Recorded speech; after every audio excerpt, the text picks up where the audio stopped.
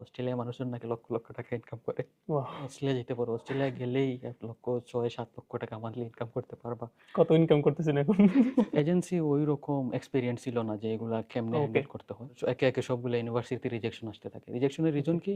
Gap এক্সপ্লানেশনটা ঠিক মতো করা হয়নি। করা হয়নি, হ্যাঁ। হয় হুম, হুম। আপনাদের ভাগ্যে অস্ট্রেলিয়া নাই, এক কাজ করেন আপনার ডেনমার্ক চলে যান। ভিসায় অ্যাপ্লাই করার পর আরেক বিপদ শুরু হইলো, তারপর ভিসা হয়ে গেছে। সবচেয়ে বেস্ট হ্যাঁ, মোমেন্ট। হ্যাঁ, আমার আব্বু তো চিৎকার দিয়ে উঠছেন। যখন ভিসাটা হয়েছে সর্বপ্রথম কারে জানাইছেন? আপনি কি ইংলিশ মিডিয়ামের ছিলেন? না, না, আমি হুম, হুম। অনেক সময় আমি আম্মুরে কল দিতাম। আম্মুরে ভিডিও কলে রাইখা আম্মু বলতো আম্মু বলতো যে এটা সেম এখন ভাই। দাও, আমি এটা আপুদেরকে কল দিতাম। এই মসলা 2 চামচ, এই মসলা 2 চামচ এরকম দাও। তো এরকম দিয়া দিয়ে রান্না করতাম। এইরকম কইরা আসসালামু প্রায় আলাইকুম 15-20 রহমতুল্লাহি ওয়া বারাকাতুহু। হ্যালো এভরিওয়ান, সবাই কেমন আছেন? আশা করছি আপনারা সবাই অনেক বেশি ভালো আছেন। সো আজকে থেকে আমরা একটা নতুন প্লেলিস্ট শুরু করতে যাচ্ছি। আর এই প্লেলিস্টের নাম হচ্ছে অস্ট্রেলিয়া আসার গল্প। এই প্লেলিস্টে মূলত আমি বাংলাদেশী যারা স্টুডেন্ট আছে, যারা অস্ট্রেলিয়াতে আসছে, তাদেরকে ইনভাইট করব এভরি টাইম অ্যান্ড শুনবো তাদের অস্ট্রেলিয়া আসার গল্পটা তাদের মুখ থেকে।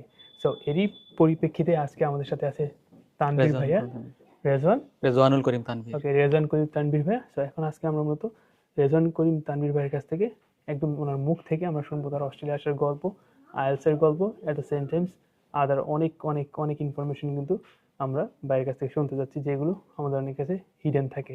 বাই দ্য ওয়ে, আপনিও যদি আমাদের এই পডকাস্টে আসে জয়েন করতে চান, সেক্ষেত্রে আপনার কিন্তু এখানে যে ইমেলটা দেওয়া আছে, এই ইমেলে আপনি আপনার স্টোরিটা বলতে পারেন।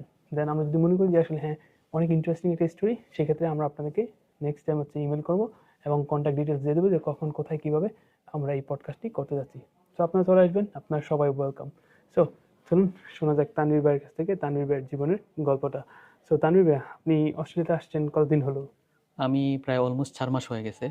আমি 12 ফেব্রুয়ারি আসছিলাম। ও, এই 2025-এর 12 ফেব্রুয়ারি। তাহলে মাত্র মাত্র হ্যাঁ, নিউ হ্যাঁ, আসছেন। এই নতুনই। 4 মাস, বেশি দিন না। হ্যাঁ, সো কেমন লাগতেছে? হ্যাঁ, ভালোই লাগছে। তবে ওয়েদারটা একটু কনফিউজিং। হঠাৎ বৃষ্টি হয়, হঠাৎ রোদ হয়। হ্যাঁ, কোনোবার স্পেশালি মেলবোর্ন হ্যাঁ, ওয়েদারটা আসলে মিস্ট্রিয়াস। হ্যাঁ, হ্যাঁ। বৃষ্টি রোদ হয় আর কনফিউশন। আপনার ভালো লাগে ওয়েদার?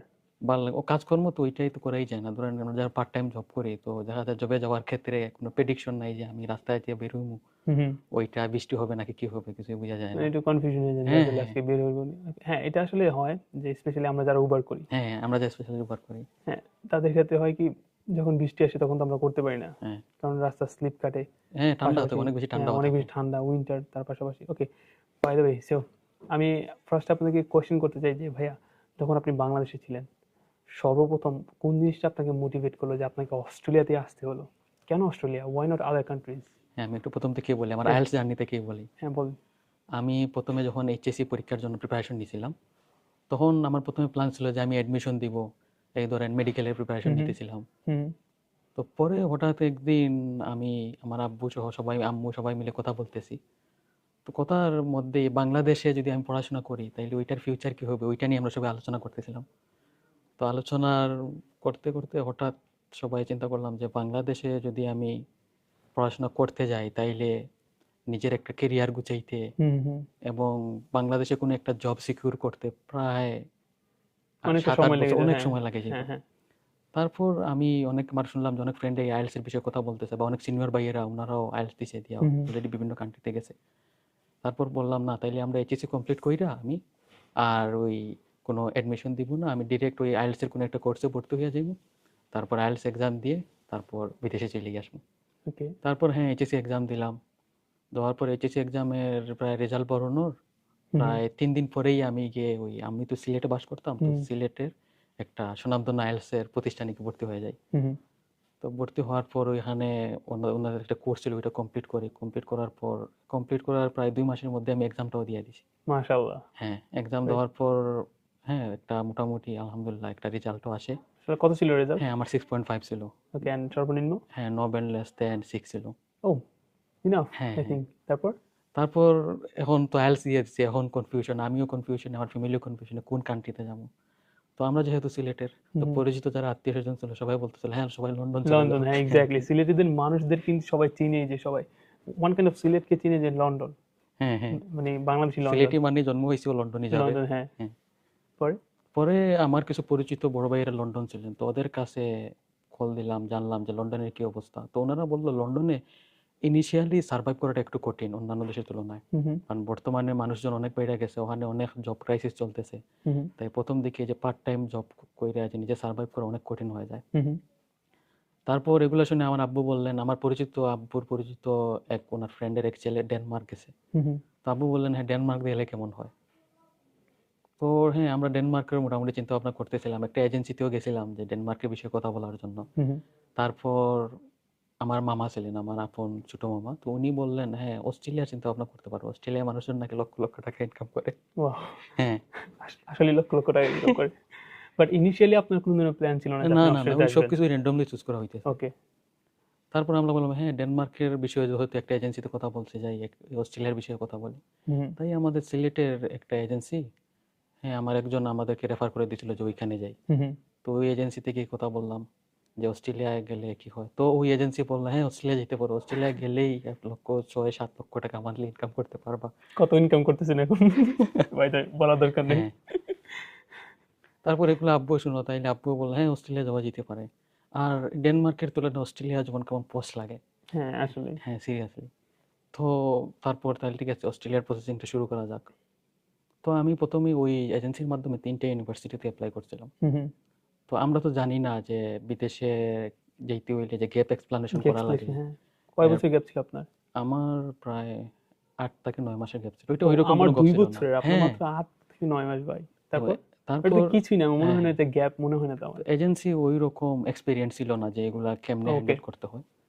তাইলে ওই এজেন্সি আমাদেরকে, হ্যাঁ বলে সবকিছু হইব বইলে হইব, হ্যাঁ, ওদেরকে মানে তাদের সাইন জাস্ট। আপ করায়। হ্যাঁ। সাইন আপ করার পর প্রায় 2-1 মাসের মতো চলে যায়। তারপর একে একে সবগুলো ইউনিভার্সিটি রিজেকশন আসতে থাকে। রিজেকশনের রিজন ওকে। কি? গ্যাপ এক্সপ্লানেশনটা ঠিক মতো করা হয়নি। করা হয়নি, হ্যাঁ। তারপর আমরা ওই এজেন্সিকে ধরলাম। তুমি বললো অস্ট্রেলিয়া তোমার কাছে আসলেই তুমি পাঠিয়ে দিবে, তো কোনো কাহিনী নাই, প্যারা নাই। তারপর এজেন্সি বললো, হ্যাঁ এটা তো আমরা তো অনেক স্টুডেন্ট পাঠাই, এটা তো এরকম হয় না, মনে হয় হুম হুম। আপনাদের ভাগ্যে অস্ট্রেলিয়া নাই, এক কাজ করেন আপনার ডেনমার্ক চলে যান। এটা শুনে তোমার আব্বুর পুরা মাথা নষ্ট। মাথায় নষ্ট হওয়ারই কথা। হ্যাঁ হ্যাঁ, কি বললো যে অস্ট্রেলিয়ার কত কথা বইলে এখন বলে ডেনমার্ক। ডেনমার্ক চলে যায়।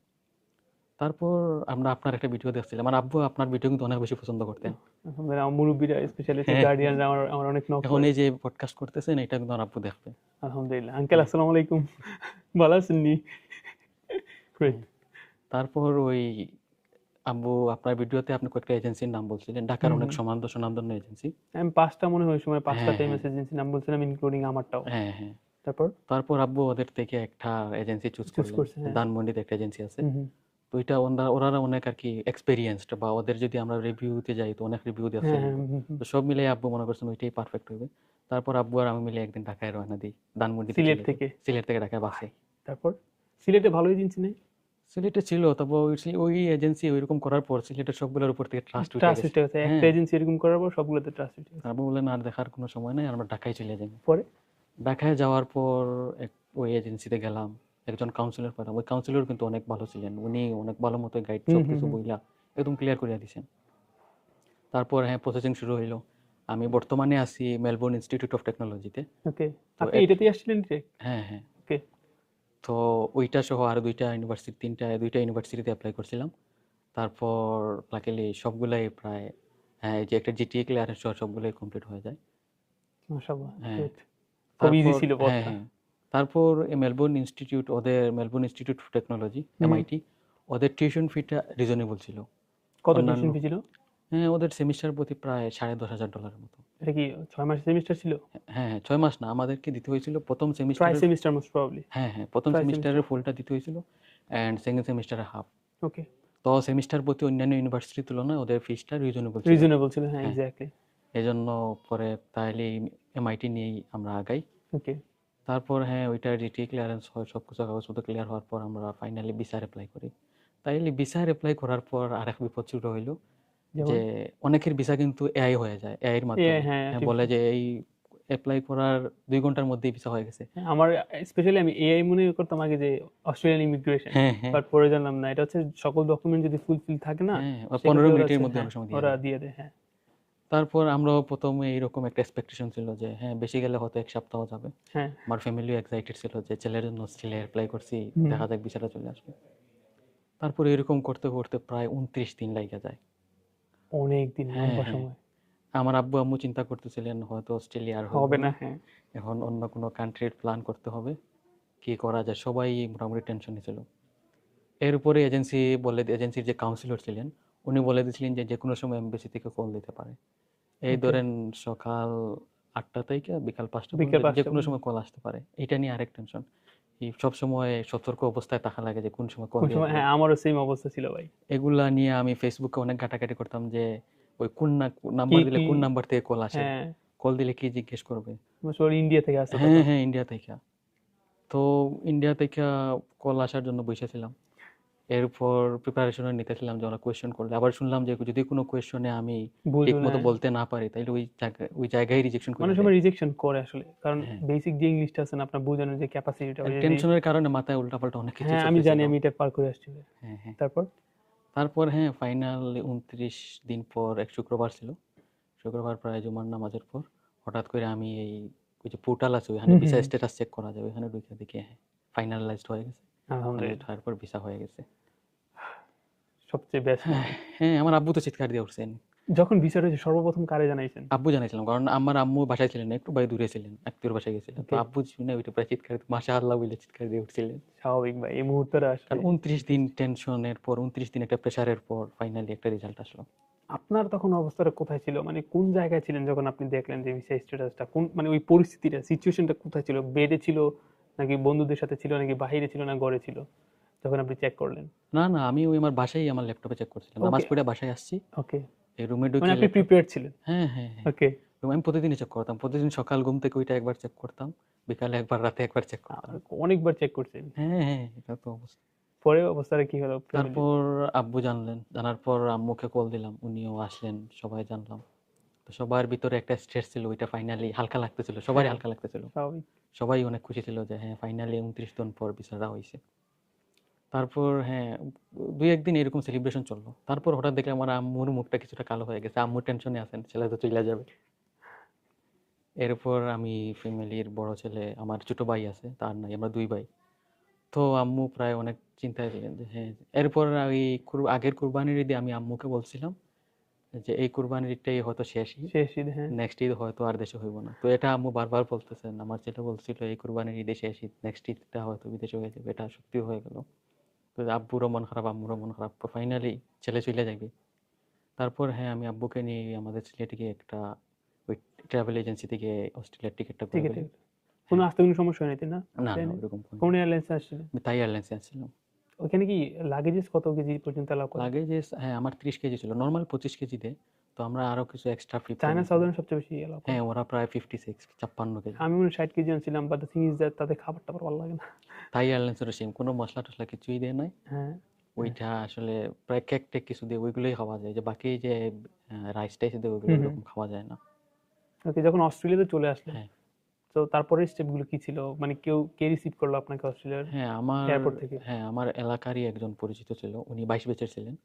তো আমি আসছিলাম ফেব্রুয়ারিতে, উনি আগের নভেম্বরে আসছিলেন। হুম হুম।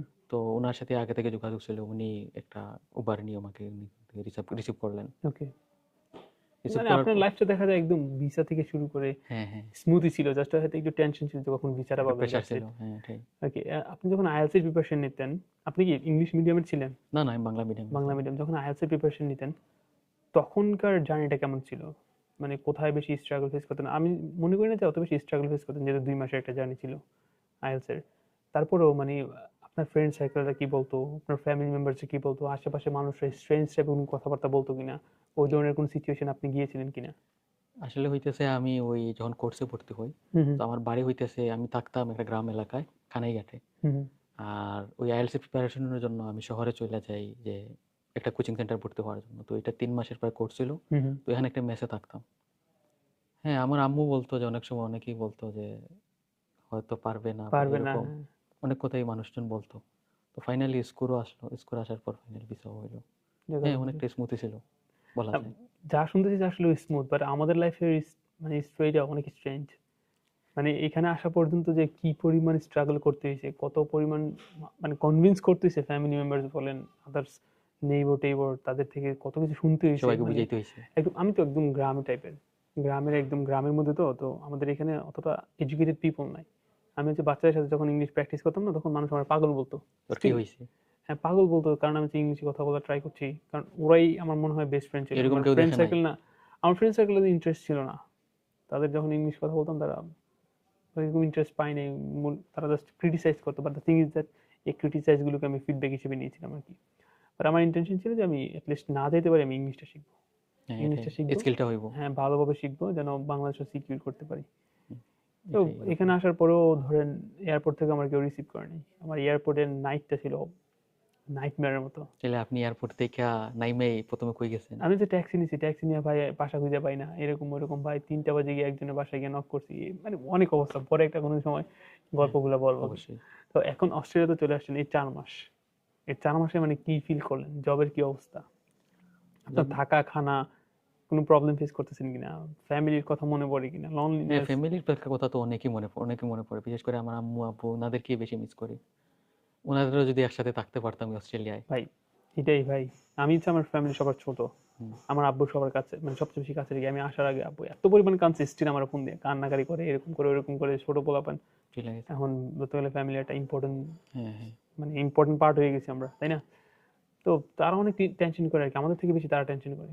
হ্যাঁ, খাইছো কিনা প্যারেন্টসরাই বেশি বাবা, টেনশন করে। খাইছো কিনা, ওইরকম কিছু। ভাই তো আপনি রান্না টান্না পারেন? এই আমি তো রান্না কিছুই জানতাম না। তাইলে এখানে আসার পর প্রথম দিকে এই যে ইউটিউব দেখে রান্না করতাম। ইউটিউব দেখে রান্না করলে ওইরকম হইতো না ভালো। হুম, অনেক সময় আমি আম্মুরে কল দিতাম।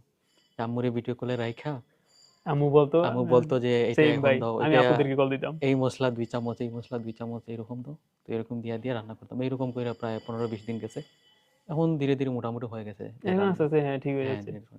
তবে একটা কাহিনী যে নিজেকেই বাজার করা লাগে, নিজেই রান্না করা লাগে, নিজেই পড়াশোনা করা লাগে, আবার নিজে কাজও করা লাগে। আচ্ছা, কাজের পাশাপাশি একটা কমন কোয়েশ্চেন সবার, হ্যাঁ, কাজের পাশাপাশি আপনি পড়াশোনাটা, আপনার কি মনে হয় একটা স্টুডেন্ট যদি আসে এখানে, সে ফুল টাইম, ধরেন কথার কথা ক্যাশ জব সহ ফুল টাইম কাজ করে কি পড়াশোনায় মনোযোগী হইতে পারবো? এটা তো অবশ্যই সম্ভব না। বা নর্মালি পার্ট টাইম জব করি বা পার্ট কাজ টাইম জব করতেই করে তো পড়াশোনা 12টা বেজে হইতেছে যায়, না। হ্যাঁ, হ্যাঁ, অবশ্যই। 12টা বেজে যায়। কারণ এটা মেন্টালিটি একটা ব্যাপার-স্যাপার আছে, একটা প্রেশারের আছে ব্যাপার-স্যাপার। আপনি যদি ওইরকম কাজকর্ম করেন তাইলে আপনি টাইমই পাইবেন না। সিম্পল। আবার অনেকে বলে যে আসলে এখানে কাজ টাজ করে টিউশন ফি জোগানো যায়, স্পেশালি হচ্ছে পার্ট টাইম জব। আপনার পার্ট কি টাইম জব মনে করে হয় তো অসম্ভবই। কেমনি অসম্ভব মনে করলেন? আপনি তো ধরুন এখনো শুরু শেষই হয়নি আপনার সেমিস্টার। আপনি যদি ওইখানে আপনার হয় পড়াশোনা করতে হবে, নাহলে কাজ করতে কাজ হবে। করতে হবে, আপনি যদি এক্স্যাক্টলি। টিউশন ফি যদি নিজে থেকে জোগাড় করতে চান তাহলে পড়াশোনাটা বাদ দিয়ে দিতে হবে। বাদ দিয়ে দিতে বলতে মানে এটাতে হচ্ছে গুরুত্বপূর্ণ, মানে সিরিয়াসলি নিতে পারবো না, এটা হ্যাঁ, হ্যাঁ, সিরিয়াসলি ভালো নিবেন মার্ক না। করতে পারবো না, ভালো ওইটা শুধু গ্রেড পাইবো না। আপনি নামমাত্র আপনি আর কি অ্যাডমিশন পড়াশোনা, নিয়ে হ্যাঁ রাখবেন। এক্স্যাক্টলি, আমারও তাই মনে হয় যে অনেকেই বলে আর কি কোশ্চেন গুলো করে, এই কোশ্চেন গুলো আমি চেষ্টা করছি এখানে উত্তর দিয়ে দেওয়ার জন্য আর কি।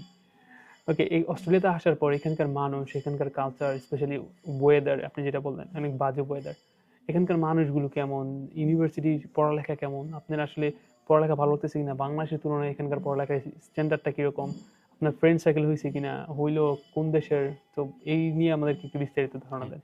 আমি এই ইউনিভার্সিটিতে গিয়ে অনেক ফ্রেন্ড পাইছি। ইউনিভার্সিটি বিশেষ করে বাংলাদেশি মাত্র পাইছি মনে হয় 6 জন। ওকে। আর বাকি সবাই ইন্ডিয়ান, এরপরে হুম চায়না হুম। থেকে অনেকেই ছিল।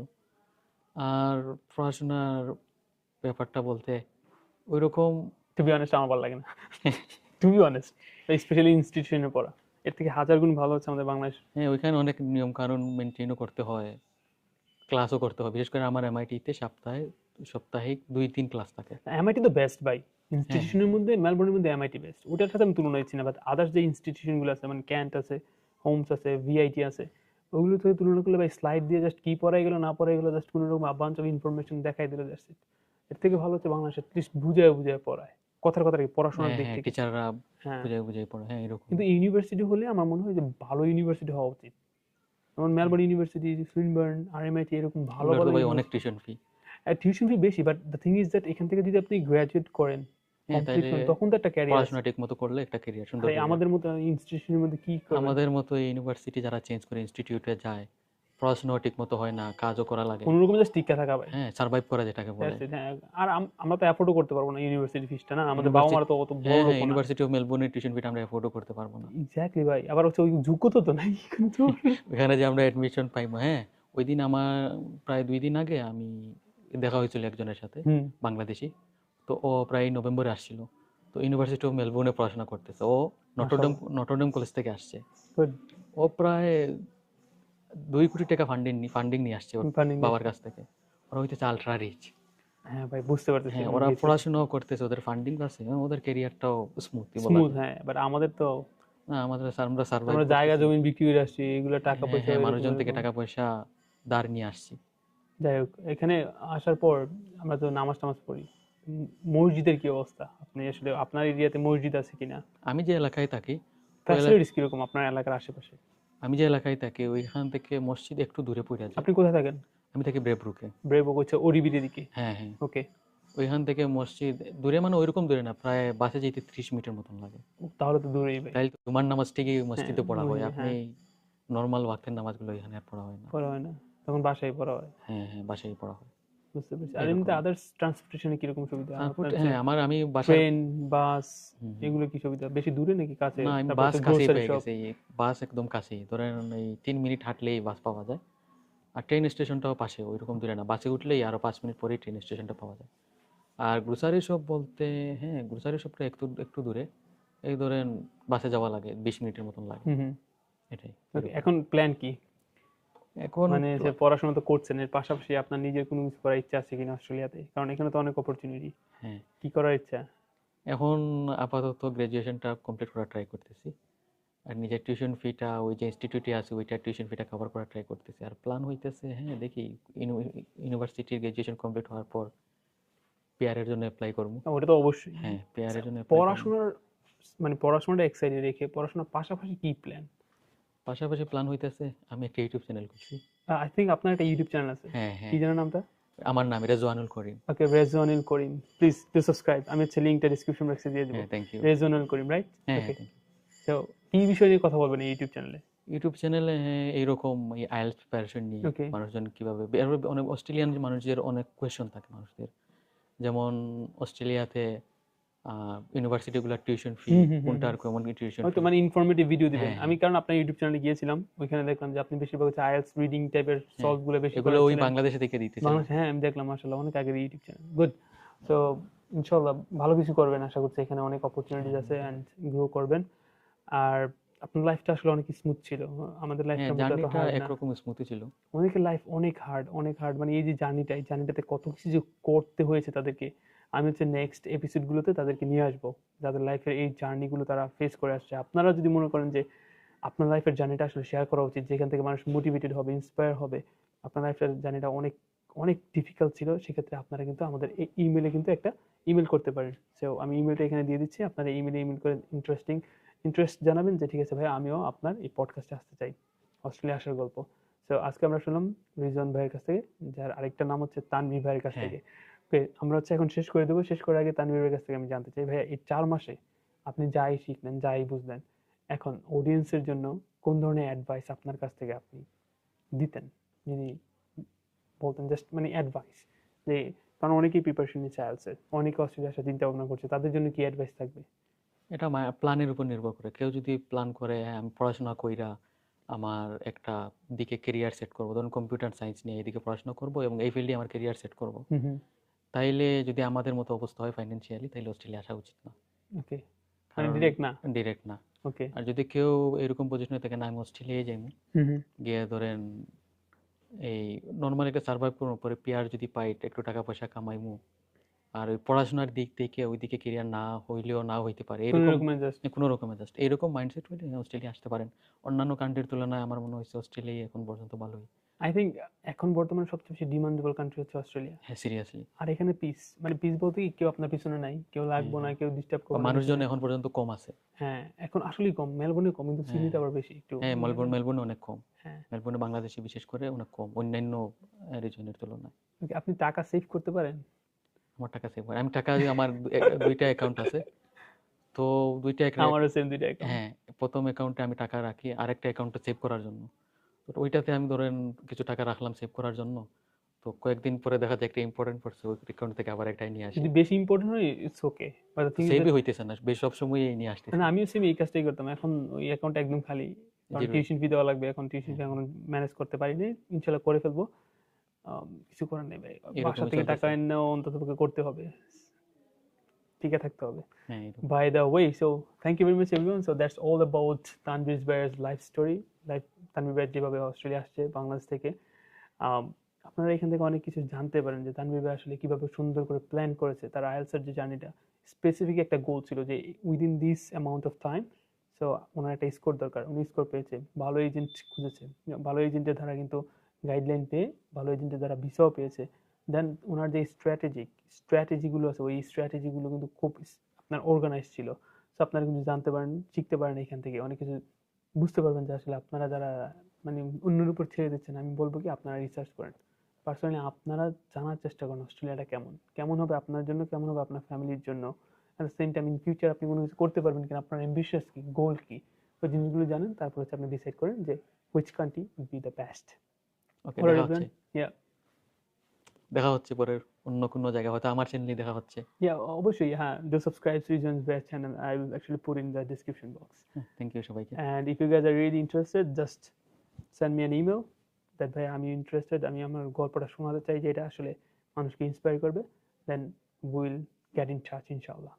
See you in the next podcast with your life story of coming from Bangladesh to Australia. See ya. Bye bye. Assalamu alaikum.